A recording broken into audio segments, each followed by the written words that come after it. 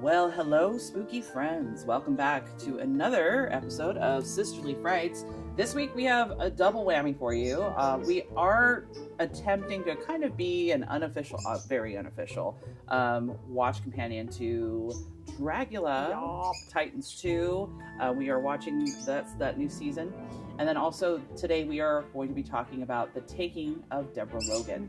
But first, happy post-Halloween. Yeah, how's everybody doing? I hope Halloween. everybody out there had an amazing, spooky, fun, safe Halloween. You know, tell us what you dressed up as. You know, tag us in your costumes or what you did. Did you guys do anything spooky?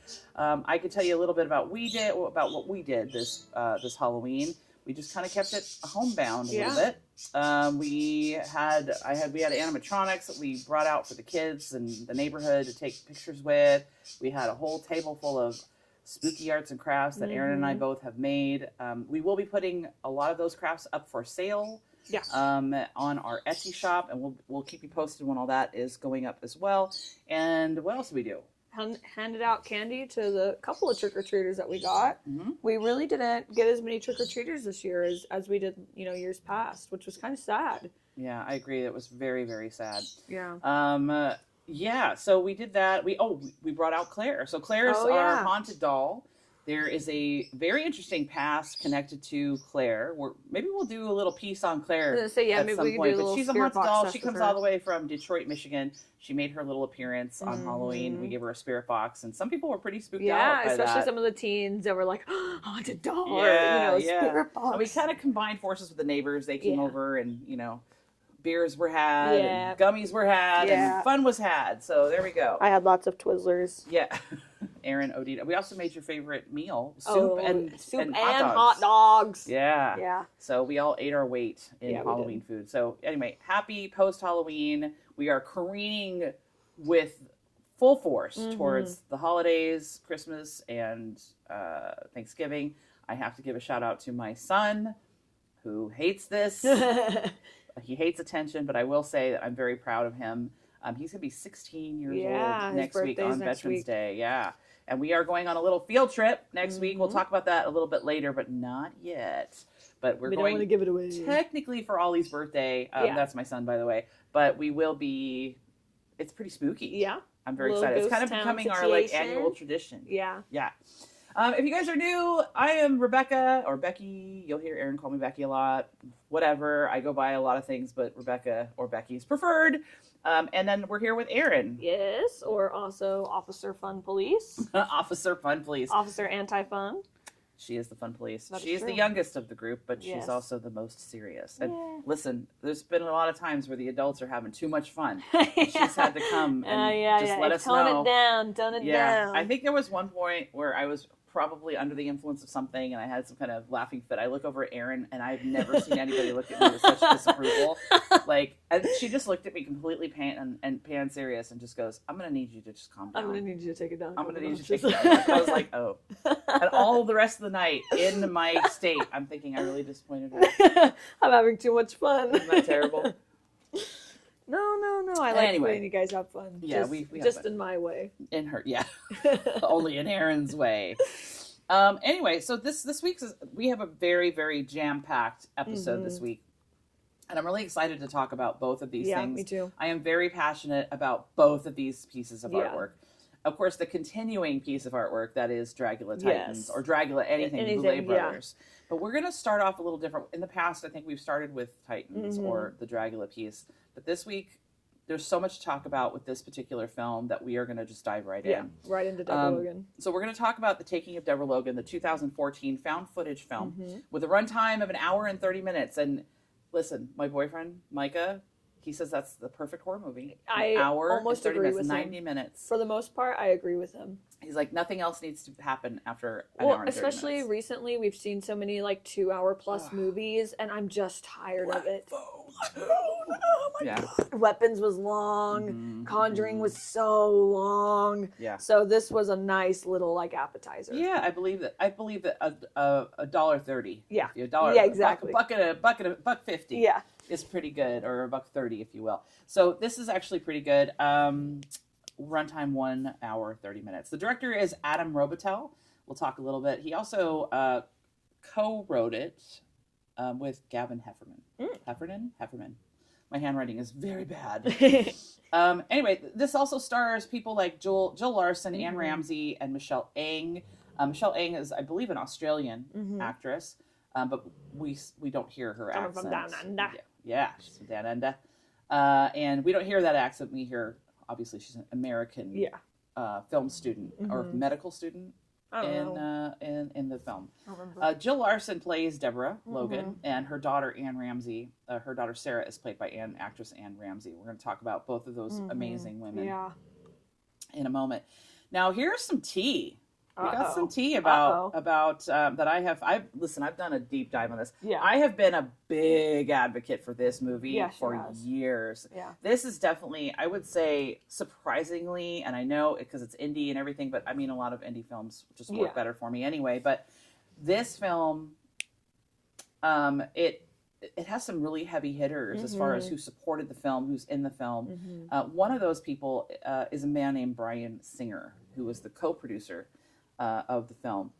He also created Bad Hat Harry Productions, and we know that logo. It sounds familiar if you guys ever watched the show House. Oh, so the Bad Hat Harry logo, the Bad Hat Harry.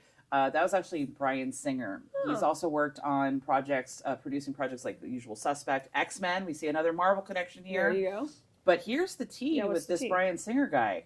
Not good. I'm going to tell you this right now. This guy had 4 years of sexual assault allegations. Oh my God. They span across 4 years. So 4 different women or one woman? Several different women. Oh my God. Yeah, spanning over the course of 4 years, which really was very disappointing. He also helped produce Trick or Treat, which is also another one of my...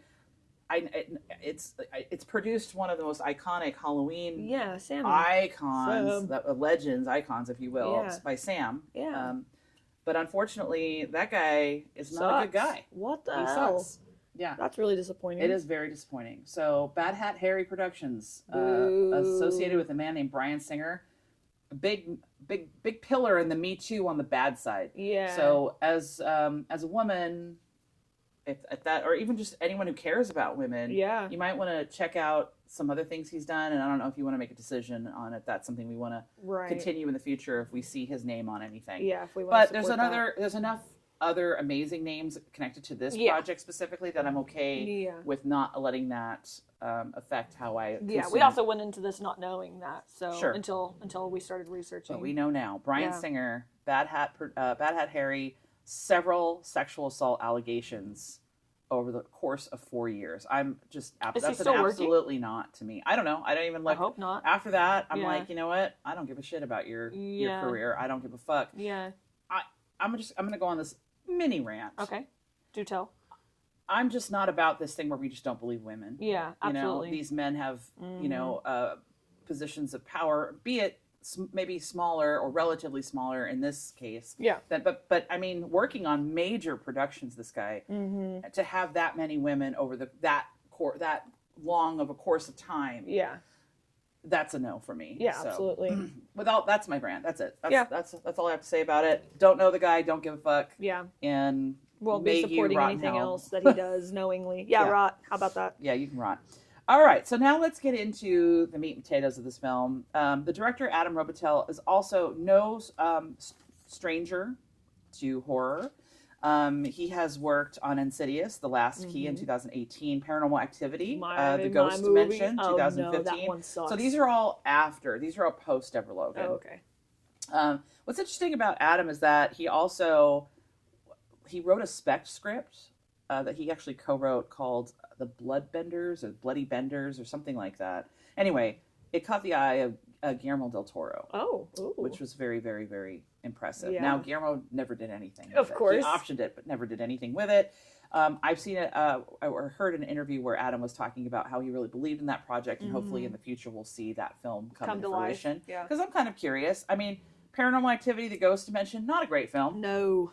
Insidious Last Key, not a great film. It's not the worst, but it's definitely not great. No, but Adam did also start as like a gymnast. He's a very athletic guy. He did dabble in stunts and stuff. At some point, I think he just saw a friend of his or a colleague of his that did stunts as well, all fucked up from another stunt. Was like, I'm good. Right. This is maybe something I don't want to do. I want to kind of do behind the scenes stuff. So he began editing and honing his craft in that way. Oh, that's cool. So it's really, really cool.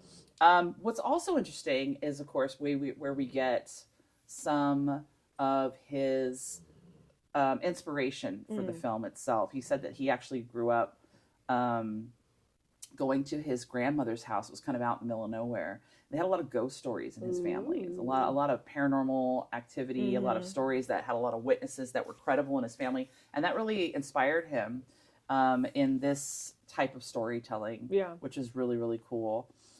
He did a little bit of acting, X-Men, Rules of Attraction, things like that. You might see him, if you blink, you'll kind of miss it kind of thing. Yeah.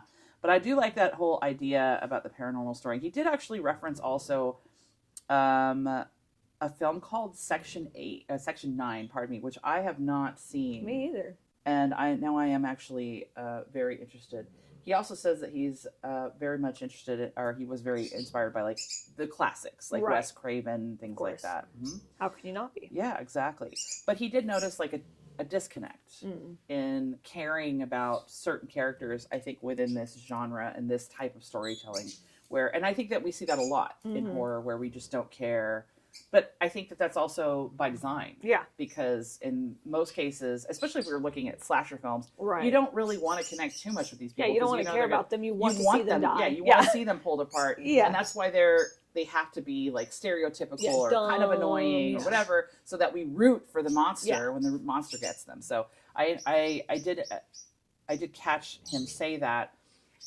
I think when we're speaking to elevated horror, no matter how you want to define that, obviously you're going to get more of an emotional connection to the characters, so the loss is greater. I think it strikes more of an emotional chord when we're speaking to death in elevated horror. Now I know I've jumped ahead a little bit. I did want to talk about obviously the filmmaker and everything and where he's coming from, but the synopsis of the film basically is a film crew. They are very young, college age film crew, I would say, and they are looking to make a documentary regarding Alzheimer's patients and recording their decline and things of that nature. They reach out to this, or actually they must have posted somewhere, and Sarah, the daughter of the woman, Deborah, who has Alzheimer's, reached out to them and said, we're interested because with this comes grants and resources and money to help with the cost of the medical bills, things like that. That were unfortunately that are going to be required to be paid, connected to treatment and things like that. And we know a lot of families are struggling. And so that was definitely a relatable thing. I'm so sorry if you guys hear me shifting. I'm crisscross applesauce and I'm wearing giant Baphomet slippers. And they are getting in my way, but I'm trying not to offend Aaron with my feet. So, Aaron is so easily offended. And I don't like feet. And I don't like feet either. I don't even like my own feet. So me either. You're welcome. Thank you. I'm willing to have minor discomfort to save us all. Anyway, so she has, Deborah Logan, she has dementia. She was a very prim and proper woman in her lifetime. She is now, we assume, in her 70s. Jill Larson plays Deborah Logan, by the way. We'll get into that in a second. Yeah. But Anne Ramsey, again, playing Sarah, her daughter, who is also a lesbian. And that comes into play a little bit. We kind of delve into her struggle a little bit, which I can very much relate to. Yeah. Not related to sexuality, but some of the struggle she's relating to taking care of an ailing parent. Yeah. And so, obviously, we find some things out with Deborah being connected with some unfortunate things in her past via what she did for a living, which was she was a phone operator. And back then, the phone lines, everything very much heavily depended on switchboards and things like that. I grew up in the 80s and 90s, and we were still calling 411 for information. There was no internet. You called 411 and information would give you, there'd be a live operator on the other line, and they would give you your information, telephone numbers, addresses, things like that, so that you could get directions, so you could do all kinds of stuff. And I think it was like a quarter for every time you called Yeah. 411 information. So it you did couldn't cost just us money. type the number into your cell phone and it connected automatically. Yep. Somebody on the other end was connecting you to that person. That's right.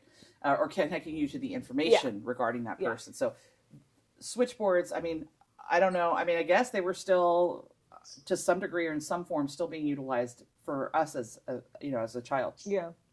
Me growing up with touch tone phones and rotary phones. So if that's something foreign to you, that was a real thing. Yeah. And so that's what Deborah did for a living. She was a switchboard operator for the town. So she got to listen in on lots of different and apparently scandalous conversations and transactions and interactions between some of the townsfolk. And of course we find that she had a connection to a very sinister man, indirectly, and or I guess very directly, because she killed him. Yeah, right? she killed him. She killed him. He was a pedophile. Yeah. He was a doctor, a pediatrician who was kidnapping children and doing satanic rituals and blah, blah, blah. Trying to become She immortal. killed him, and sort of the best friend, friend of the family, Harris, the neighbor this as well. older gentleman that kind of helps her keep the grounds of her home good and nice and upkept. He was protecting the secret because he very much cared about her. Turns out, well, this French pediatrician, who was also a pedophile, in death, possesses her, and then everything goes crazy. Yeah. So the concept, obviously, is that she's battling Alzheimer's, but how much is the Alzheimer's and how much is the possession? Right. Right. So that's when we start seeing all these crazy things happen. Tell me what you thought. I really liked it. I mean, the concept of it I really enjoyed. Some of it is definitely a miss for me. I know we talked about it a little bit whenever I first rewatched it, because I had seen it when it came out. I remember everybody was talking about it, and then I had just never revisited it, but I always remembered that I was like, oh, that is a good movie. But now after I've rewatched it, some of the acting really falls flat, not on Jill Larson's part by any means, but the main girl, Michelle Ang, Mia. I really, her acting performance really pulls me out of it. I know the big reveal of the snake at the end is something that is everybody's favorite. It is not one of my favorites personally. I think that had some of the symbolism in this movie been a little less like in my face, where they're like trying to throw this at me every time. Like, I didn't need 10 snake reveals. You know what I mean? Like, every time you turn around, it's like, there's a snake in the garden, there's a snake over here, oh, there's another snake over there, and then she's a snake. I'm like, well, had maybe we only had like that one little tangent of like snake, and then we get to see her try and eat a guy whole. I think it's a kid. Eat the kid whole, the little cancer kid whole. I think that would have been more shocking, but you kind of know what you're getting into. I guess it could be a surprise. But yeah, I really loved it. Again, this is definitely, in my opinion, elevated horror, where these concepts are, I think people are kind of scared to touch things like Alzheimer's because it's such a sensitive subject. So many people deal with family and loved ones suffering this horrific thing. You know, you're losing somebody in real time, and that's terrifying. And I guess also, as somebody who could have Alzheimer's, you also get to see kind of the horror of that on their end here too. Because a lot of the time when I feel like we talk about Alzheimer's, it's always through the lens of who's ever taking care of them, and not so much what the actual person is feeling. Right. And so what I really like about, very difficult thing to record. Yeah. And so what I like about this movie is you really get to see Jill Larson's character, or I'm sorry, Deborah, experience this in real time, because she has this camera in front of her face, and we get to hear her testimony about like being scared and really feel what she's feeling. Now, of course, we know she's also possessed, but take that out of the equation, which I kind of wish we would have, but take that out of the equation, and you really get to see a true life, like a real life horror story of slowly losing yourself and not recognizing the world around you. And on top of that, the people who know you, you don't know them. You know, that's scary. That is so scary. Sure. So I really like that. Again, I think I personally would have wished it wasn't demons in this movie. you know, we've said this once before. I'm like, oh, it's always demons. It's always demons. It's always demons. Yeah, Damn it. And it's never demons. So here's I'm gonna back up a little bit before we delve into that part of it. Let's talk about Jill Larson. Wow, just phenomenal. So I want to talk about her for a moment. What's interesting about some of these indie horror films that employ some of these actors that I think in terms of age, people think, well, they're put out to pasture, they're past their prime. But I'm seeing in this case what a phenomenal actress this woman is.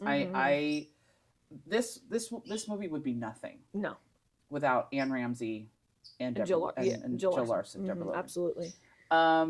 Let's talk about Jill Larson for a second. So Jill Larson, she was born in 1947. She's now 78 years old.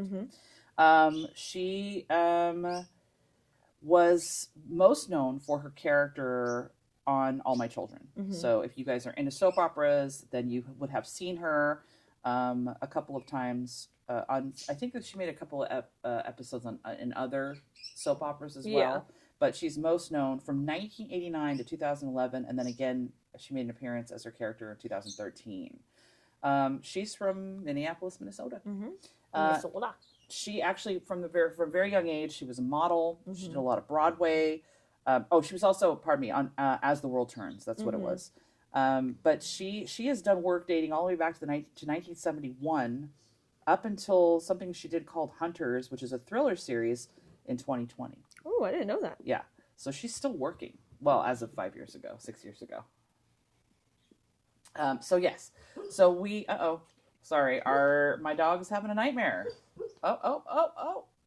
What, Red? Oh no. Oh, there she goes. Okay. I took a video just in case in case anybody wants to see what it's like to sleep next to this dog. Oh yeah. We can post that on the thing. Oh, I also forgot we did post a little video about our Halloween night. Oh you guys get to see Erin's cute little outfit costume she made and everything. Yeah, her costume. Everybody's got all painted up. Sorry. Okay, anyway. All right, Winnie. So no more nightmares. that's the ADHD kid. Sorry everybody.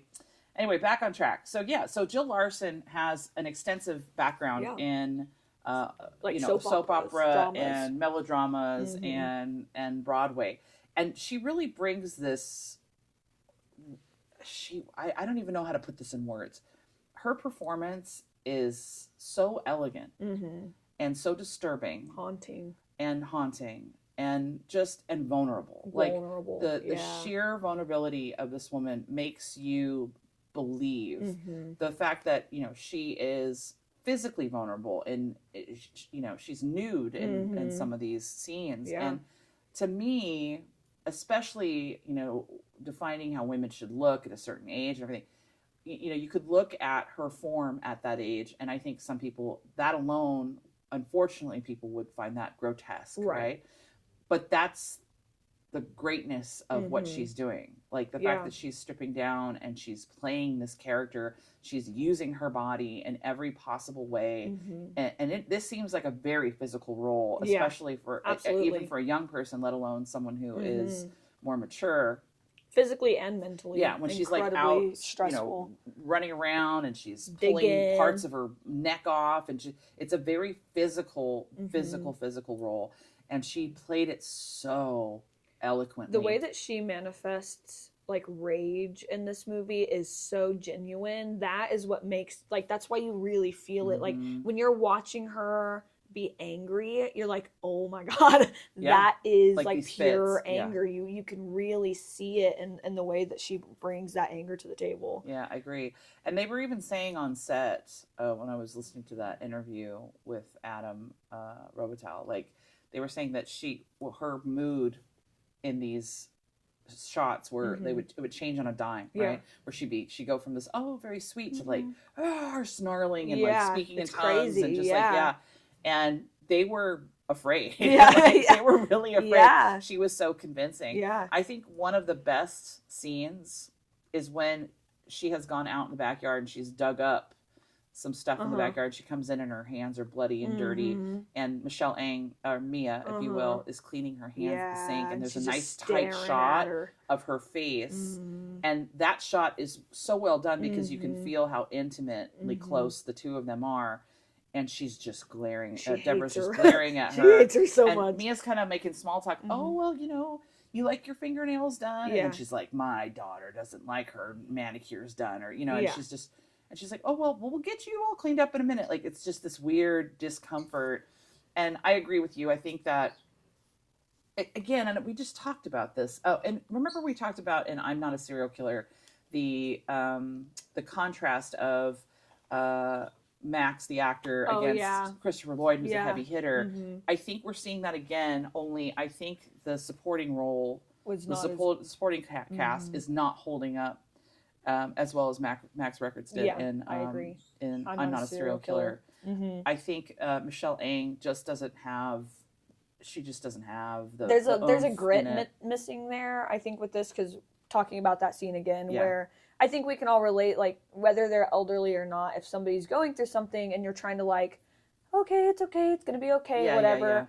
But you really don't see kind of the urgency in that scene with her of like this elderly woman is having this episode and her hands are shredded and she's whatever. Michelle Ang just kind of feels like it. I don't know, that to her performance there really fell flat for me. It's missing a level of like empathy or also fear too, where you don't know what this person is going to do next. So the way that she acted in that scene, it didn't take me out of it because of Jill Larson's performance, but every time she would speak, I was like, oh, shut up. Yeah, for real. Jill looks so good right now. Shut up. Yeah, Jill Larson.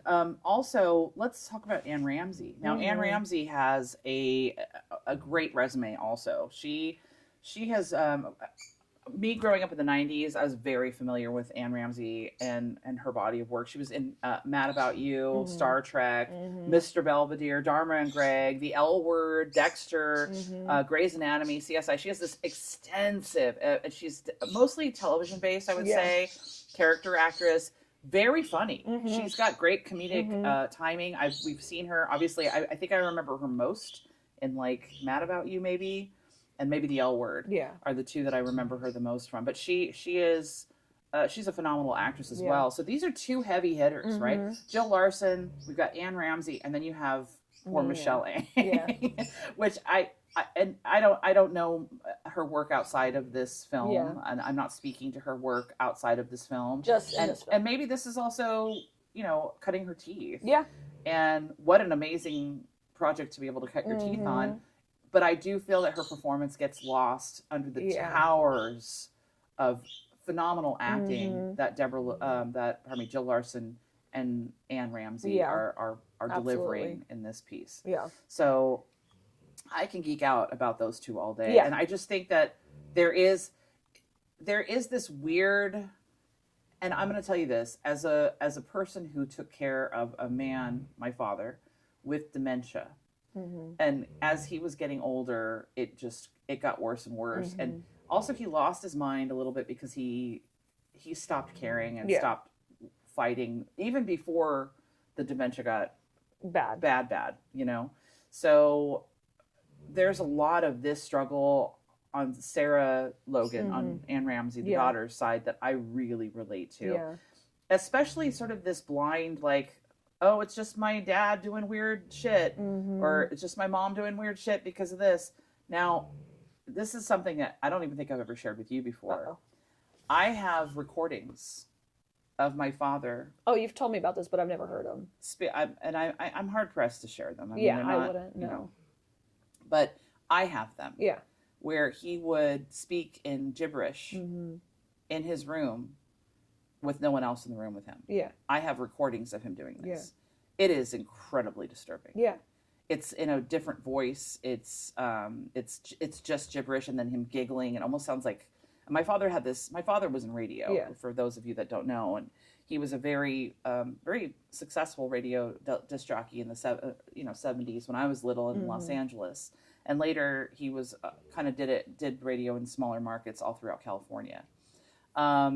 And my father had an incredibly robust, like old-timey announcer voice, like Gary Owens kind of, and to hear this weird, like elfish gibberish giggling coming from his room with no one else in there was incredibly disturbing. Yeah. Sometimes we thought we giggled along with him. Yeah. And other times it was just like, what the fuck is he going doing on? in there? Yeah. And if you knocked on the door, which I did, he would, what's, yes, who's there? Or, and it would just be him again. So there were definitely these things these behaviors that he would come in and out of during that time before his passing that was very much, I can relate to this. So the fact that she wasn't scared immediately about some of this, or maybe sometimes she would just go, "Oh, Mom," she would just come away from the window, like when she's, "Oh, we're doing arts and crafts, we're nailing the window." It's because she has also been there for the progression of this behavior to ramp up to this. Right. So as you're handed these little pieces of behaviors, it does snowball and begin to get worse. Yeah. But you're in it, so maybe it's not as noticeable until someone from the outside comes in and observes this and goes, "What the fuck?" And that's the defining moment where you're like, "Wow, this is much worse than I thought." Yeah. So I'm seeing a lot. I'm seeing that pattern. It's like that is very real. Being if you put a crab in lukewarm water and slowly start to heat it up, they don't even realize that they're being boiled alive. It's very much like that in these situations. So I was in that position, and I can very much relate to her struggle, and I think that's one of the ways I connect with this film as well. And then again, as someone who is aging, as someone now, I'm in my 50s. And I'm at this precipice, right? I'm overlooking, like, okay, this is maybe my last decade where I get to feel like a normal person and not, or I don't feel my age as much. But man, it's hitting hard. But that's what I'm saying. This is very scary. The decline, having to rely on people, losing your independence, like that. We get to see a lot of that fear is not just coming from the disease; it's coming from knowing what's coming. Yeah, because you see that Deborah knows that's happening, right? Because she's not fully gone. Well, she says it. Yeah, too. She goes, she literally says it, and so it's like she knows that this is happening to her. Yeah, and that's what I really enjoy. It's like we're getting to see her before she's like so far gone, right? Yeah. Even though it does end up being a demon, but had the demon not been there, had she not can't get away from that. Had she not been Snake Lady or whatever, that fear of that you can see where she's like, I know this is happening when she's sitting down in that interview, and it is scary for her. And so I think at any point of your life, like there's that fear of like, there's going to be a day where that could be me. Sure. Especially because you don't necessarily know if you're going to be the one to pull, if you're going to get the shit into the stick where you are the person with Alzheimer's, or what is it going to be that's going to make me rely on people. And you have to hope that someone's going to be there to take care of you. That's right. Or you have to hope that you have the money to pay for that care, which is of course shitty because you're, I guess, dying in a way, and you're reliant on money and people around you. So yeah, I really like that we don't just get thrown into the worst of it. We're like at the beginning of the worst in this movie, where you really get to see her expressing that fear of what's happening to her. Exactly. The other thing I want to touch on too is, we talk about possession movies a lot, or we don't talk about possession movies a lot, but people make too many of them. There's just a lot, and of course they're all the mold of The Exorcist, right? Where we see the little kid, and most of the time it's a creepy kid. It's a little kid. In this case, I do enjoy the twist on the possession trope. I'm not a huge fan generally of possession movies. I think they're fun, but they're kind of played out. We've seen this pattern before, where it's everyone's lives are all hunky dory, and then the demon comes in, or someone uses a Ouija board or tarot cards, or whatever the fuck, and then all of a sudden here comes the devil. Yeah. Whatever. I'm tired of the trope, but what I do see in this one is that there is an effort to make it unique. Different. So in this case, it would have been like the twist on the trope of children being possessed, and then we're switching it up, and we're using an elderly. Sick-minded, vulnerable person. So it's interesting, and I think they do touch on this when they go to the professor and they start speaking, trying to get answers, which that's usually when things jump the shark for me, is when things are over-explained, and they do that in this film, which kind of is just a little too much. I will say, I do like that the guy's like, exorcisms aren't real. Yeah. I do like that. He's like, that's not like a real thing. You can't go get an exorcism. Oh, the priest. Yes, the priest says that. Yeah, not the professor. The priest. He was like, no. She's like, well, I thought that too, but now I'm wondering it couldn't hurt or whatever. And the priest was like, no. Yeah, we're not doing that. Yeah, I thought that was pretty here's funny. The thing about when you were talking about like the snake thing, and we're seeing that obviously she's, her skin is changing. Right. We're seeing the snakes throughout the house here and there and everything. And here's what I think. I think that obviously the snake historically is a symbol of the devil. Well, the devil, or just disruption and contamination, right? Yeah. We go back to Adam and Eve, and the snake was Satan and came in to infect Eve or them, and give them information or talk to them or whatever. Basically, whisper in their ears. It's intrusive. It's intrusive. Snakes are intrusive. They destroy innocence, and so I get that. Although I kind of agree with you in that maybe we didn't need to go that route. Like, why did we need the snake angle? Why couldn't we have just had this disgusting man possessing her and doing damage? Yeah. I mean, that would have been enough right there without the added element of the snake. Now, let's talk about the image. You were saying that the snake image is not effective for you. It's not. It's one of those that's like played out where you see it every time. Like, not to throw us off subject of this movie, but like when I went to see, what's that movie? Oh, Long Legs. Ugh. Where every time she would have, I know. We got do Long Legs. Yeah, we'll do Long Legs eventually. But every time it gave the movie away for me, right? Maybe if you're not an avid like horror movie, or maybe you don't like religion or theology or whatever, and that's something I'm personally really interested, especially all the dark stuff, because I think it's goofy, but it's also interesting. But that's where all the fun stories are. That's where all the fun stories are. Absolutely. And so, especially in like most horror, they really rely on the image of the snake to tell you that it's the devil, to tell you that it's demons, to tell you that it's evil. So like even in Long Legs, every time she would have like one of these like veil lifting moments where she thinks she's psychic or whatever, snakes would pop up on screen. I said, oh, well now I know it's fucking demons. Damn it. Now I already know. Now I know the devil's coming. Now I know someone's going to be possessed. And same for this. The moment she's like holding up snakes and digging in her garden, I go, and all I see, oh my God. If you want to know what I see that guy in the video goes, I'm a snake. I'm a snake. That's I'm my boyfriend's fault. Because he can't watch anything with a snake without, I'm a slippery snake. Yeah. So yeah, I mean, shout out to that guy, by the way. Yeah, I love that guy. Whoever you are, dude, I love you. Snake guy. We should have him on. Yeah. Hey, if you're listening, guy, snake guy. We'll do a whole episode dedicated to snakes and horror movies. And we'll have you We'll watch Snakes on a Plane. Snakes on a Plane! I've had it with and these that motherfucking snakes on this Hell motherfucking plane.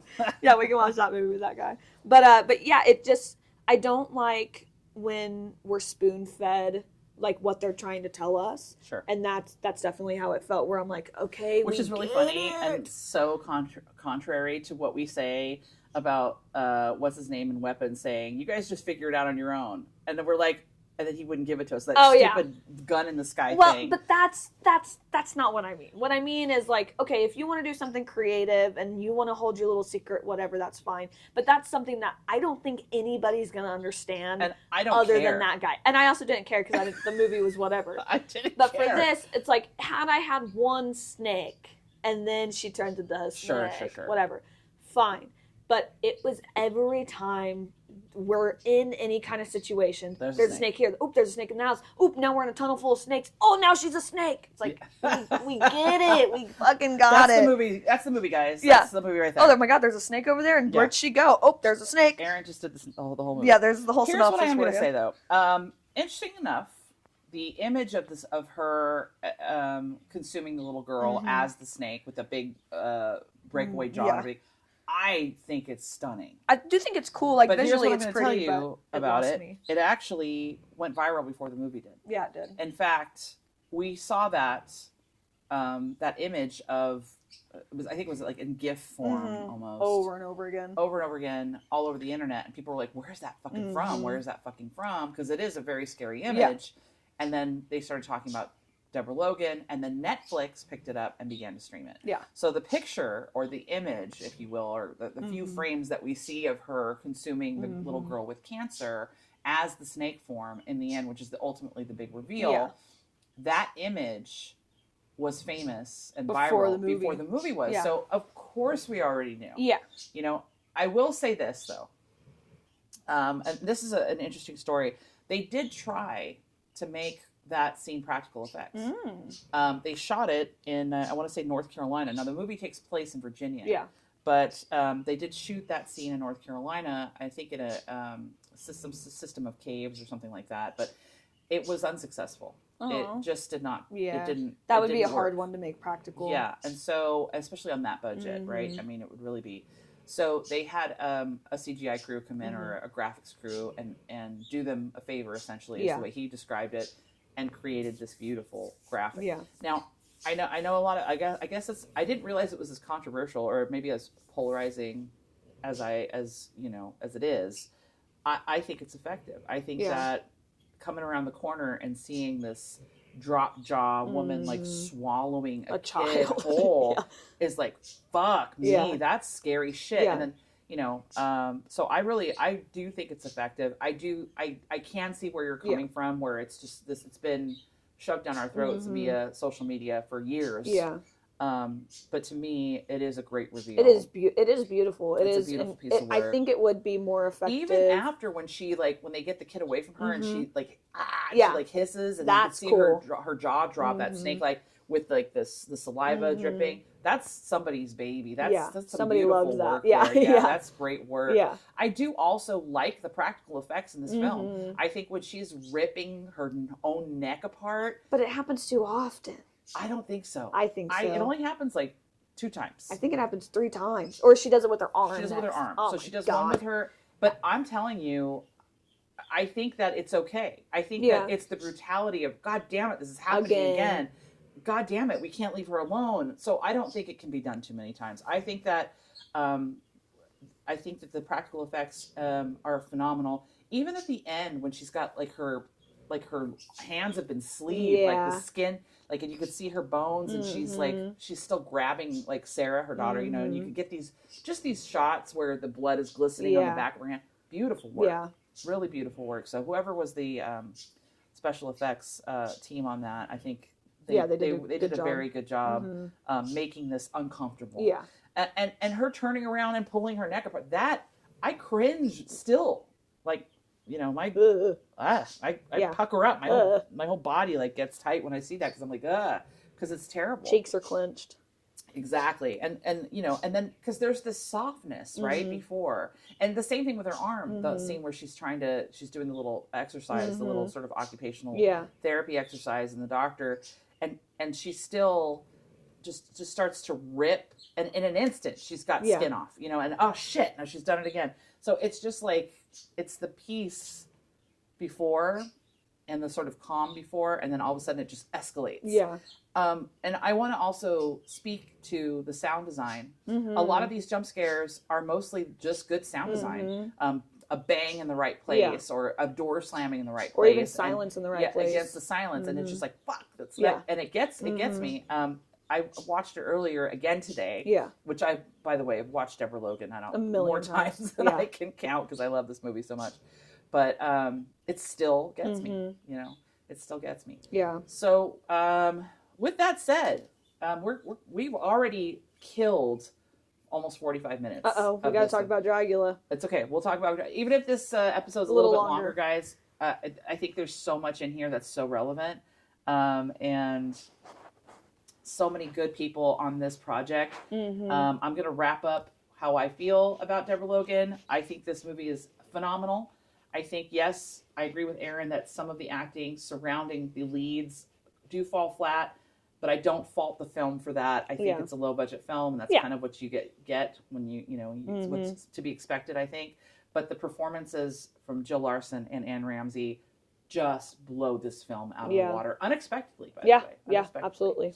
Aaron, closing thoughts? Yeah, like you said, you get what you get with a low budget film, especially when you have these really heavy hitters performing in this type, especially in horror, where we get to see these like soap opera actresses or these comedic actresses really get to show how good of actors they are, regardless of what the movie is. That is such a gift in its own, so no matter how much I don't like the snakes or some of the nonsense of the movie, it really is just such a treat to be able to see these women get to act and like act, not just be like a helpless romantic in a show or like the comedic relief because she's a dumb girl or whatever, but really get to express true horror in life, not just I'm a girl and I'm getting murdered by the sexy and I'm running away and whatever.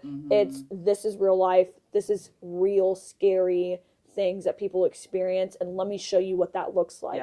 Of course, I wish that that's what just the movie had been about. I wish it would not have been a paranormal turn. I like the paranormal turn. I think I'm okay with it not being demons. Like, I don't think we needed like a demonic professor to I agree with you.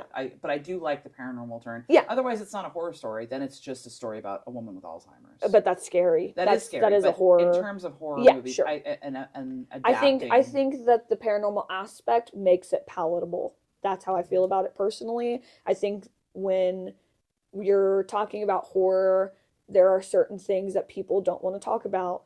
We get to see it a lot lately where like people are just now making good horror movies about like child loss or like, you know, grief. Isn't that interesting? And all that's a really interesting point.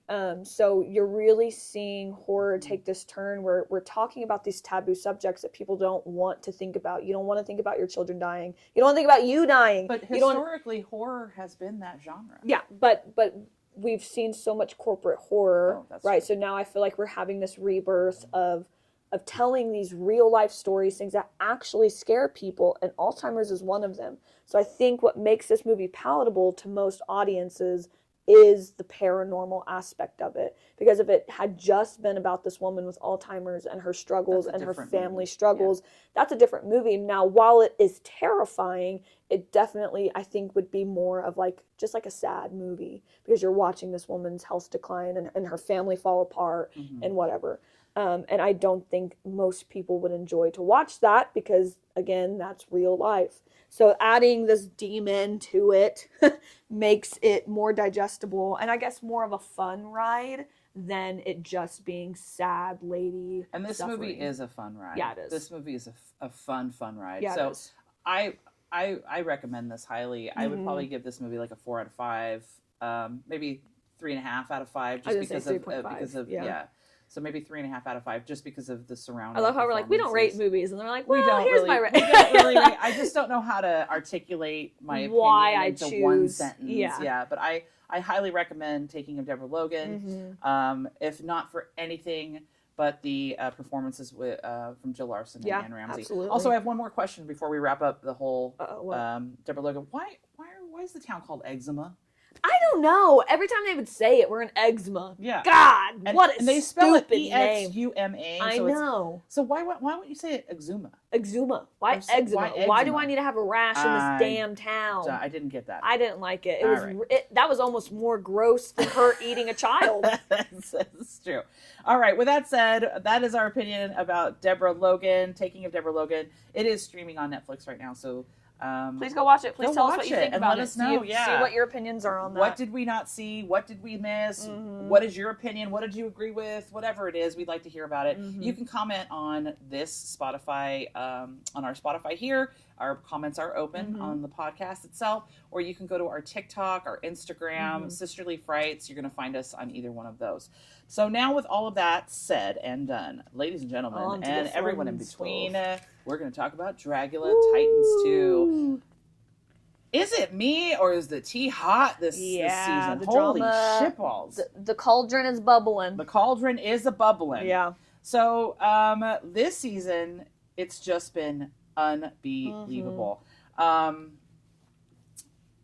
don't even know where to start. First of all, let's start here. Dragula, the Boulet brothers themselves, let's talk about their looks this season. Oh, dude, they eat so bad. They are. They look so good, dude. They fucking kill.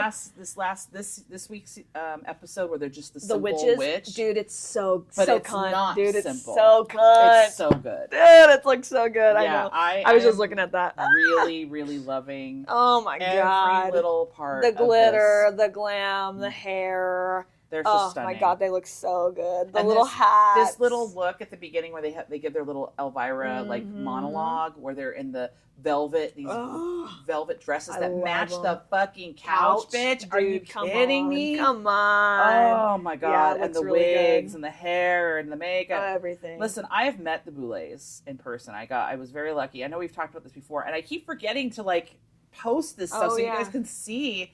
Anyway, I got up all in their business. Like I was up in their faces. I met them at Midsummer Scream a couple summers ago. And I was like, I made it a point. I'm going to look at their makeup up close because it can't be that good. And it cannot be that good. It is. Yeah. Their faces are just as flawless in person and up close than they are on the show. Yeah. I mean, it's just, I don't even know. I mean, their eyeliner can cut glass. The talent their is skin just is phenomenal. I mean, they are just as flawless in person. Yeah. And they're fun and sweet. Yes. And everyone in their camp was very nice, like I said before. So anyway, yeah, I am just loving all of this. I'd say so far my favorite look that they've pulled out on the show is for the wedding. Did you see the what? Do you remember the wedding dresses? Yes. This one. The white, yes, the white and the red with the if collars. you guys want to see this, go on their Instagram. The Boulets. Yeah. We're on their Instagram right now, just kind of recapping. Just because I need to remember what everybody looks They like. wore these white gowns with like red bejeweled blood, and it was just these braided white, soft white wigs. They were just so beautiful. Yeah. Just absolutely stunning. So let's also talk about who our standouts are for this season so far. Tell me about who you love so far. Who's winning for you in your head? I know it's controversial because she just got booted, but it was Eva. I love You to Destruction. I love everything that she's put out. She's been so... I'm sorry, Disasterina. Not she didn't get booted yet. Sorry, Disasterina. Oh, Disasterina. I love Disasterina. I understand that, like, maybe she's also elevated horror, but I understand that so many of her concepts are very complex. But that's what makes her my favorite. All of her props are always so good. I think she's not as polished. Yeah. I think that would be the argument, right? Yeah, I guess so. She's not as polished as some of the... Let me tell you something. Disasterina is fucking badass. Yeah, I know. She is the most punk rock out of all everybody. of them. She is, I think, still represents like OG Boulet Brothers, OG Dragula. She's like one of those from season 2. Yeah, originally. she's one of those that like really made me fall in love with the show. Where like, isn't she? She's pushing like 60. She's in her 50s. She's an elderly lady. An aging woman. Careful there. Yeah, an aging woman. Careful there, Missy. Yeah, she's I was really sad to see her go because I love her. Of course, I love my Cynthia doll. Even if it's not looks related, I could just watch her do anything. Cynthia's she's so funny. And I think we can all agree that no matter where she falls within this competition, she's just one of the most fun people to watch. She's been doing a lot of live streams on TikTok lately. And, you know, Cynthia Doll to some degree is a character that she's created, but also I think that there's so much value in like her humor and, you know, now she's gone a little over the top like she and Blackberry have kind of had it out this season. Yeah. And I think she did kind of come she is kind of over the top with her emotions. Yeah. Blackberry early in the season, when asked by the Boulets, who would you like in the bottom, she actually picked Cynthia on performance alone and what the judges had said, and Blackberry has stuck by that. By the way, I have really enjoyed watching this evolution between Blackberry and Jaharia and even JK a little bit, but Jaharia and Blackberry were kind of silent storms in their seasons. They weren't like in the middle of their dramas. They just while their looks were heavy hitters, they weren't like the personalities of their season. And because of that, I almost feel like they kind of melted into the background a little bit. But we're seeing them front and center this season, and I really enjoyed both of them. Me too. I kind of love this sort of impish kind of little mischievous side to Jaharia. Like, I'm just gonna be on anybody's side who's gonna get me to win faster. Like, I don't give a fuck. She's like, you just said you wanted to be on my team and you want to take down so and so. And then she turns over to Eva and like, hey, so I just told them that I would help take you down. JK, yeah. So we're talking about a scenario this episode where JK went to Jaharia and said, I want to take Eva down because Eva's the heaviest hitter. Yeah. Even though in this week I don't think so. I don't think she did at all. But and then Jahari's like, or JK's like, do you want to do a pinky swear? And Jahari's like, well, I already broke one with Cynthia earlier this season. Are you sure you want to do a pinky swear? So she does it, and then goes immediately to Eva and was like, I just took a pinky swear to take you down. To take you and Sigourney down. That triggers this sort of unification between Eva and Sigourney. Now, Eva came so hard for Sigourney the first hour. Off rip, she was like, I don't think you have it. You're relying on your fans. I don't think like you're actually a heavy hitter. Like, actually bring it. Yeah. And then this episode, she's like, I really wish people would stop like teaming up and like trying to bash Sigourney. I'm like, wait a second. You started this, buddy. Started it. No, Here's don't what even. I also see though, because Sigourney and Eva in this episode kind of look at each other and go, I guess we'll just put our stuff aside for a minute, and that makes me feel like some of that is very manufactured. Yeah. That the and even with Sigourney looking at him going, are you sure this is how you want to play this? It was kind of like, meh. Yeah. I'm not buying it. Yeah. You know what I mean? I think that they're having fun with it. Yeah. But I don't believe that was like a true deep Disdain. down rivalry. Yeah. I think Eva is very dramatic and emotional, and then Sigourney this season has come out the gate. She came out swinging. Yeah. She came out swinging. But she did not come out swinging with her looks. Her looks. No, I'm so let down. So flat. The last couple ones have been better. The last, I think she did get the curse for the wedding. Yes. I think had she not been wet, and I think had she embraced the wet, she could have really done something good. And that's what the Boulets even said. Yeah. Like, she didn't Why lean didn't into you it. do a wet look? Why didn't you prepare for that? You knew Right. you had this curse of being wet. Why did you not shift directions? And I wish she would have. Now, when in her regular photos, man, her bride is beautiful. Sure. It's not that mermaid fit, which is what I was really worried about, where Right. I'm like, she's gonna come out in some like mermaid dress or whatever. But it is giving French kiss. It is giving French kiss, that is true. But her look on this last one really brought me back. She's reeling me back in, man. So what I can tell you is that this is what worried me, and you and I talked about this earlier when she says, I don't really understand filth. Right. I don't understand that. What do you mean? Yeah. You've come this far and you don't understand filth. So that made me like, maybe she's not as savvy Like grungy as we think she is. When it comes to the edginess of the show. Maybe she really is a one-trick pony. Maybe she can't come out of that shell. But something clicked. She had a revelation. Something we saw her turn around. She is so good at glamour. Yeah. That it comes through in every category that we've ever seen, ever. Yeah. I mean, even in her filth category in her season, because she was in the top. Yeah. Against Dolly and everybody.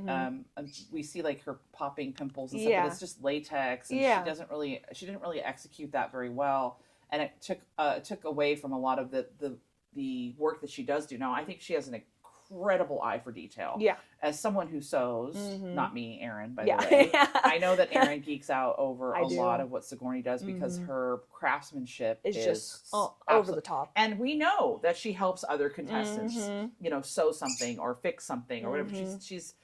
And they have never taken that away from her. They've never said she doesn't help them.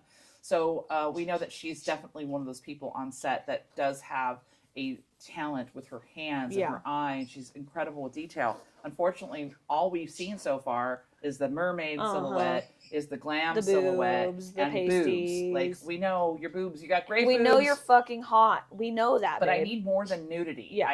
I need more than just pasties. That's not shocking. I feel like there's a little desperation in that as well. Like, I'm just going to disrobe and I'm just gonna rely get naked. on my body to win this challenge. And I think that's what happened with the wet when she got. So she got cursed, and they threw water on her. So all of her pieces were wet in the last episode where she had to make this wedding dress and the gown, and then or the two broom. episodes ago, because Nosferatu Beach That's Party. right. That's right. I'm sorry.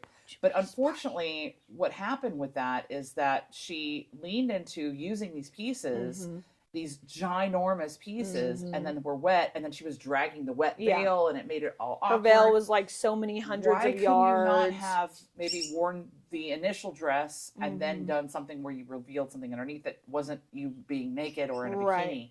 And like I said, that's very burlesque, and you're stunning and you're flawless.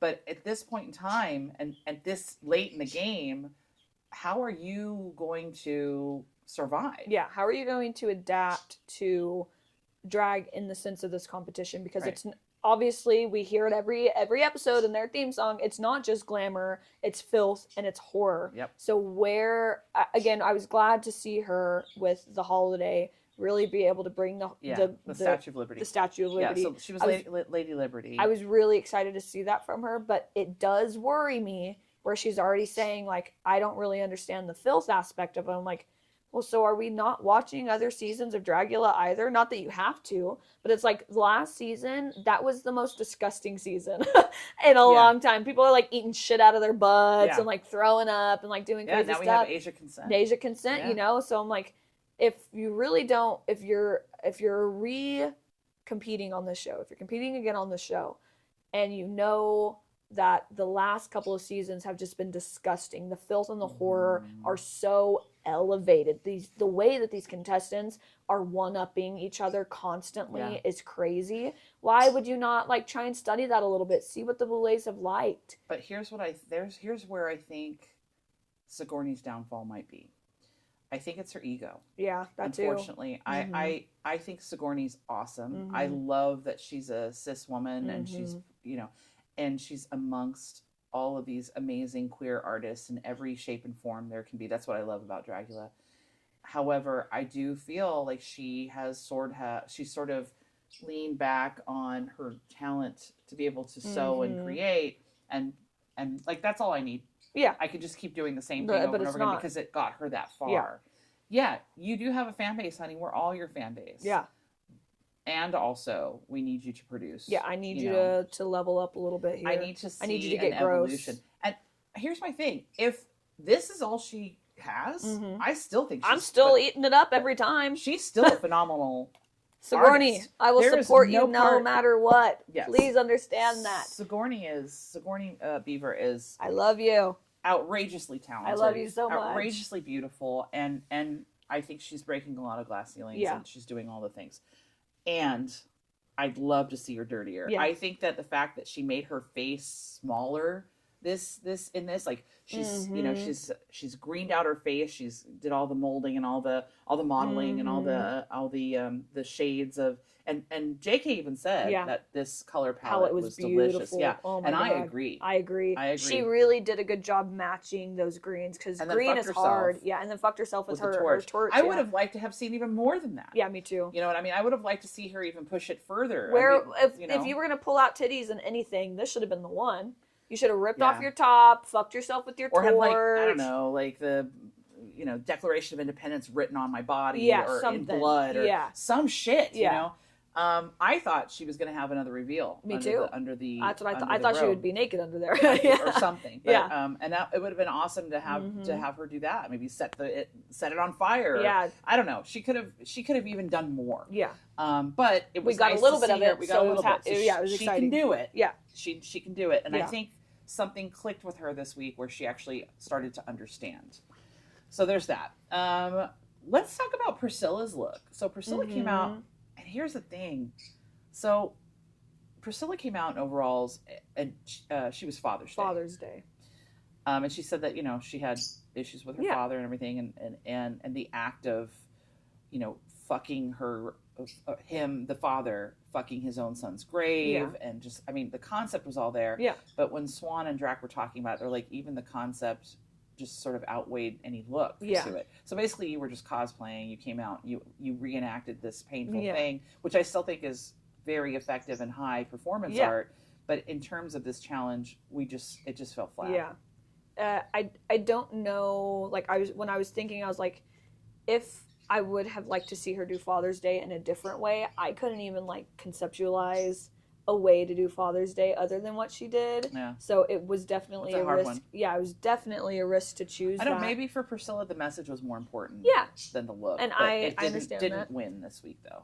Sorry. So sorry. Winnie's running in her sleep right now, trying to wake her up. She's kicking me. Look at her.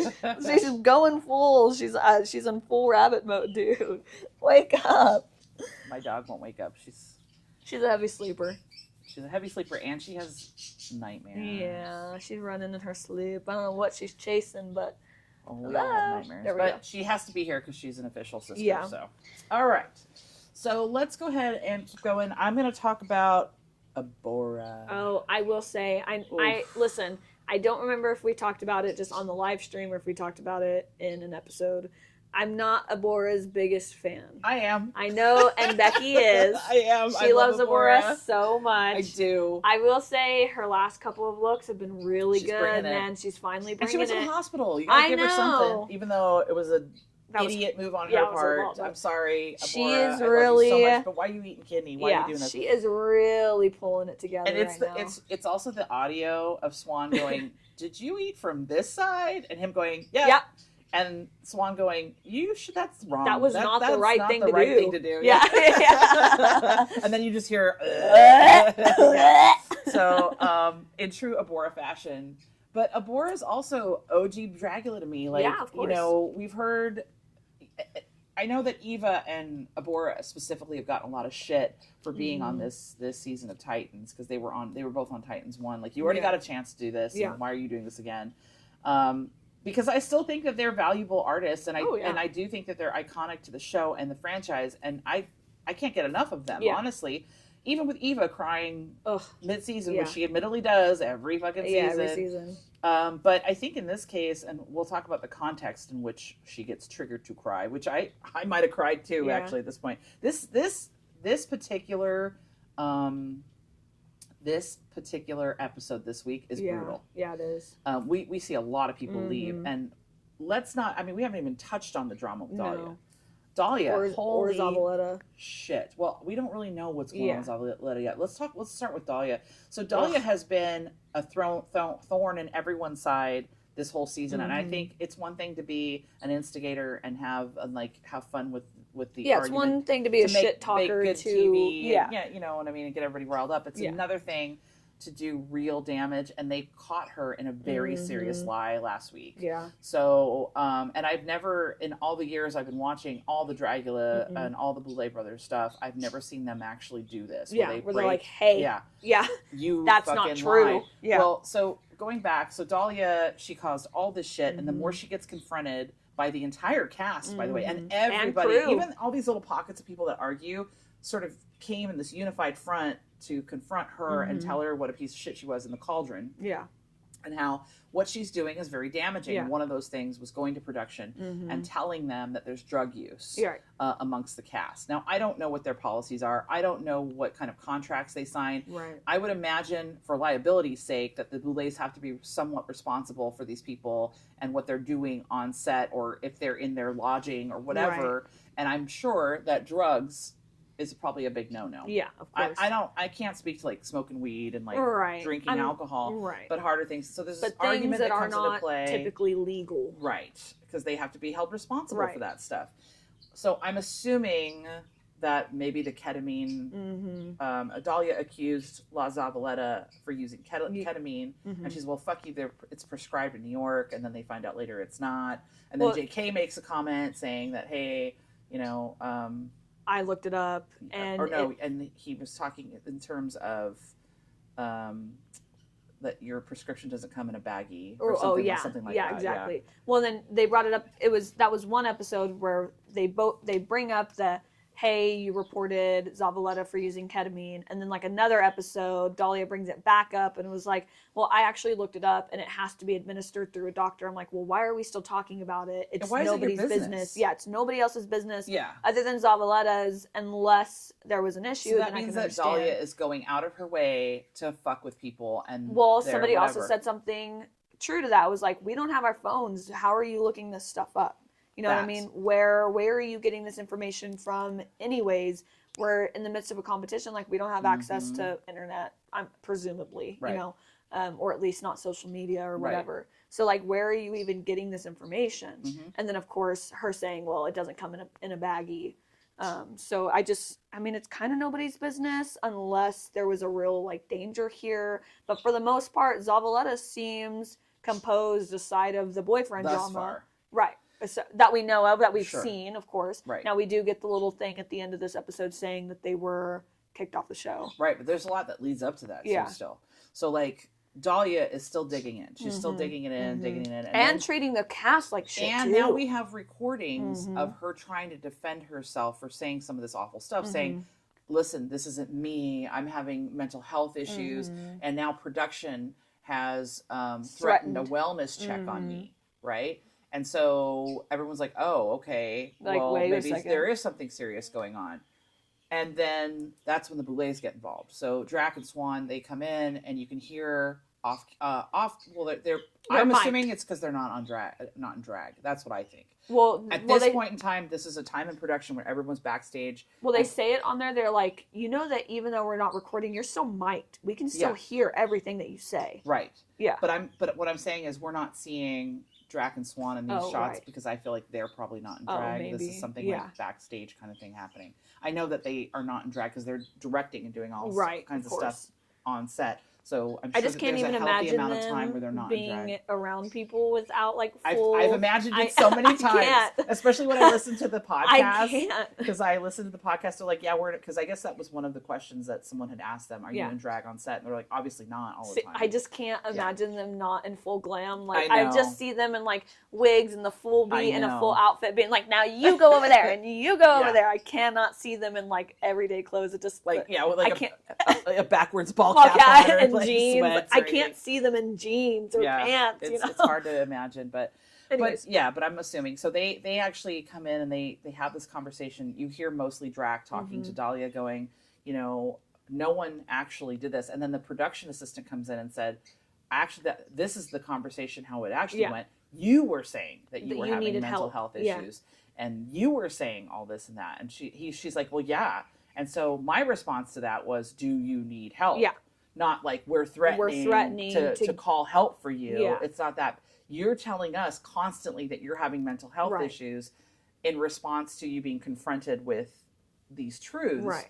And your response is, I have mental health issues. So I'm going to hurt myself. So Drac's like, kind of how they're phrasing you have told us several times, so maybe the thing needs to be that you leave. Yeah. Basically. Yeah. And then we get a lot of tearful. We got a talking head of Dahlia being very tearful. I'm very sorry. And sucks because everyone's just going to see me be a mess and leave. Well, you had control over all of that. Yeah. You did that. And I'm not saying that their mental health doesn't play into their decision making here. Obviously, it does. Lying is very hard. But and she was like, well, I just don't remember things that I've said. I'm like, yeah, right. Yeah, I just don't think that's the truth. Yeah. All of us deal with mental health issues. Like as somebody who's naturally like angry, or I can very much like, I'm a light switch, I've definitely been in these situations where like I've seen red and I can still remember everything that I'm saying and doing. It might not be in perfect detail and in my fit of rage, but you still know what you've done. You still know what you've said. Of course she does. Of course she does. And I think it's very hard. Hold on. I'm going to sneeze. Uh-oh. Shoo, woo. Is it one? Nope. Another one? We get one more? Third time's normally a charm. Okay, we're good. All right, we're good. Sorry about that, guys. I have terrible allergies, and we live in the desert, so it happens sometimes. I'm not going to edit it out either. Yeah. Sorry, you're just going to. Everybody say bless you, Becky. Or not, or blessed be would even be better. Oh yeah. So anyway, so we see, and then they still allow Dahlia to perform in the Hellbound. Like to try and come back. Evaluation or whatever so I'm a little confused in this Hellbound extermination thing. So we saw Loris and Frankie do their thing, and then Loris won, and then Loris won against Jade, and then Jade won, which I was kind of torn about that. I think Jade's performance was better, but I liked Loris's look better for the Nosferatu beach party thing. I think Loris did a lot more for her look, but the performance did lack. She was just kind of rolling on the floor and not doing anything. And Jade just is stunning. Yeah. She's so beautiful. Jade is so especially beautiful. For something like Nosferatu Beach Party. Like, obviously, she's going to look good. I love the little bats on her boobs. Oh, the little pasties are so cute. Yeah. It's that same blonde wig again, though, which I'm kind of like over it. Yeah. I get that you're gorgeous. I get that you look best in these big blonde. I'd love to see like something different. Now, this one, they let Dahlia, and I think I have a hard time defining each holiday for each of these people. Yeah. Initially. I'm assuming that Dahlia is Easter. Right. She's got the rabbits. She's and got the cross. She's Jesus. Yeah. Now, I was here for it when Yeah. she first came out, but when she did the reveal and she's just basically wearing a rag diaper, like a loincloth, I'm like, eh. When she's holding that cross, she looks cool as fuck. Or like when she's moving and like actually performing, because after the reveal, the performance really falls flat. Yeah. So you really don't get to see her. Like Dahlia's known for these like epic, I know, detail-oriented looks. Maybe what's going on this season with her has kind of stifened her a little bit. Like abilities.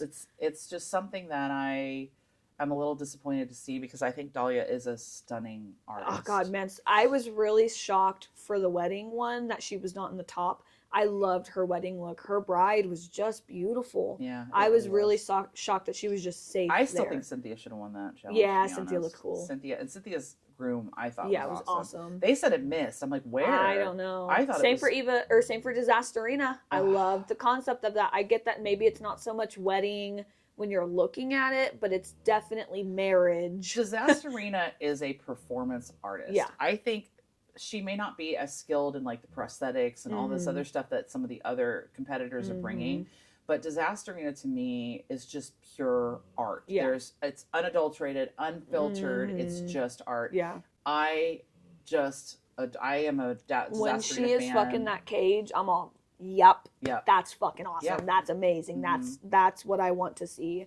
There is, like you said, the punk rock, but there's also like the horror and the filth that I love about Dragula when I see her do these things that I'm not getting from these other contestants. It does feel like everybody's... She's also hilarious. And she is very funny, that too. She's super funny. Yeah, I'm missing a lot of the horror and the filth this season until, I guess, this past one. Yeah. I guess they haven't really been asking for it either, you know, so... Yeah, I just think that, and, you know, cutting to this week's elimination, where they dropped the gallows, when you see Disasterina go up there, there is like a real sadness to it. Like, there is a genuine like, oh shit, like not Disasterina. Can't we just let her leave? Don't drop. Hey, she can't fall that hard. She's also like the nicest person. Like backstage, I feel like she's the most poignant. She's the most raw, with you know, and the most real, and also just the most fair and like level-headed. But she also there's a point too where Abora, because Abora's they're both from season 2. Yeah.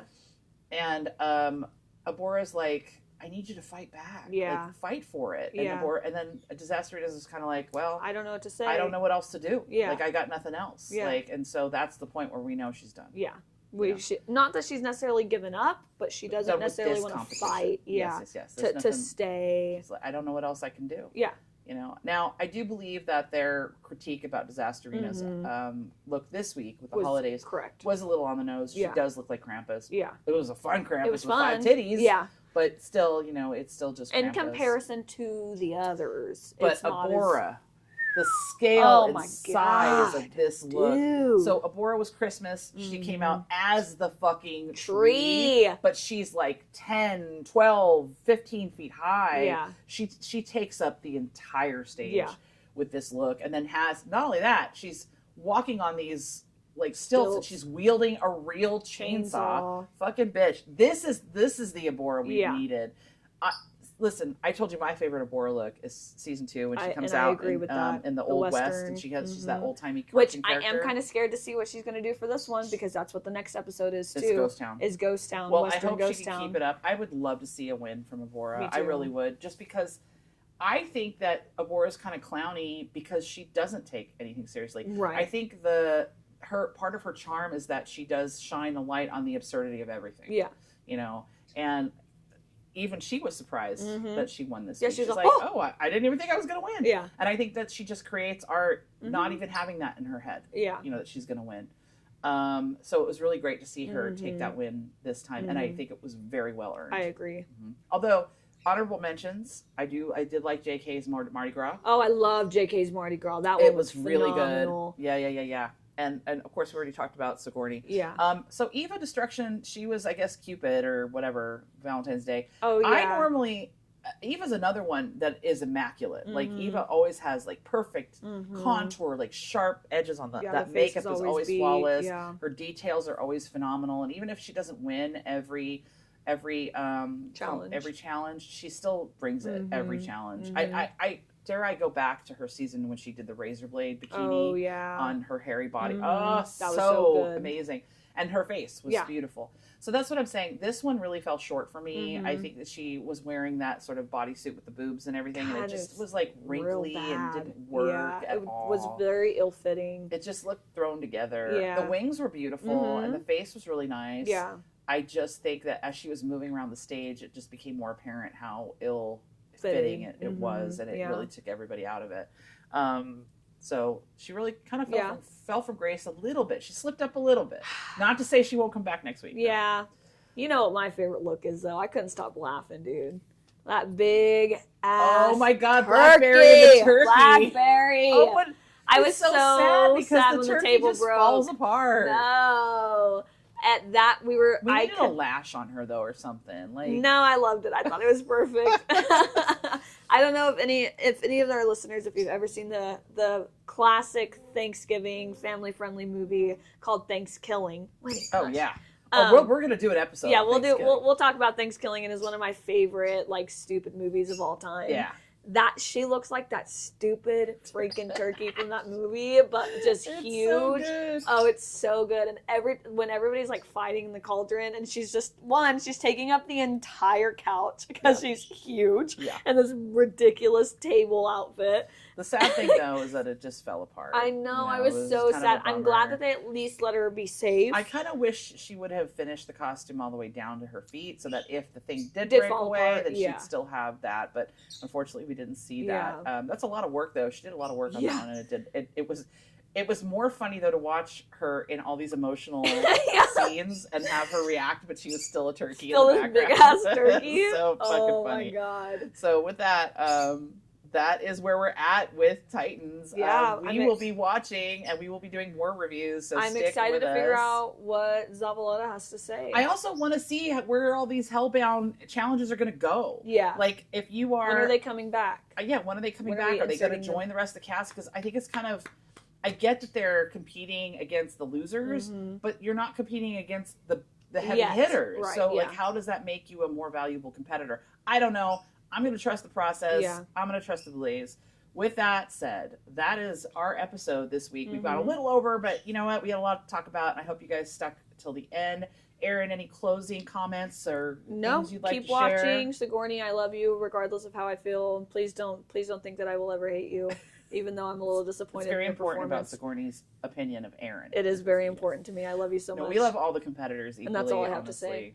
I don't know if I love them equally. I love Sigourney a lot. Well, maybe not equally, but we do love them. Yeah, of course. We do love all of the competitors. Yes, we have love for every single competitor. Yes, I do love also, all of you. I hope La Zavaleta is okay. Oh, I did do a little bit of research to see if she had posted anything about why she got disqualified. We see that little disclaimer at the end. And unfortunately, we don't know at this point why or what action got her disqualified. So hopefully she's okay. Yeah. Hopefully everybody's doing okay. And then we'll find out a little bit more about that later. On that note, ladies and gentlemen and everyone in between, all of our spooky friends, we would like to say adieu. Goodbye. And we hope that you have a great rest of your week. Tune in next week for more stuff. Yeah, whatever we got going on. Follow us everywhere. If you guys want to follow my normal account, on TikTok and Instagram, I'm Rebecca Morgan Creative. I make all kinds of spooky shit and art and whatever. We will be posting information about our Etsy shop soon, where you can get hand-sculpted teeth earrings from Erin and some spooky ornaments from me. We'll have that up so you guys will have it in time for the holidays. Thank you for joining us, everybody. Bye. Goodbye.